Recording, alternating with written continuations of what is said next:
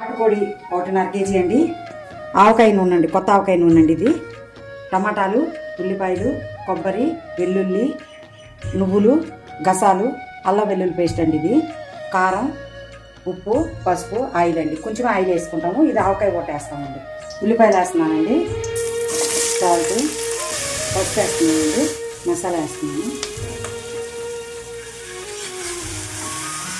ఇప్పుడు టమాటా ముక్కలు వేస్తున్నానండి. మళ్ళీ కొంచెం వేస్తున్నానండి.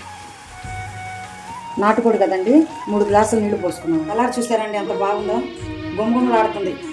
ఇంకా ఉడకుండానే వాసన వచ్చేస్తుందండి కూర. నాటుకోడి కాబట్టి 5 విజిల్స్ రానిచ్చి ఇప్పుడు మూత వేసుకున్నాం. చూడండి, కొత్తిమీర వేసుకున్నాం.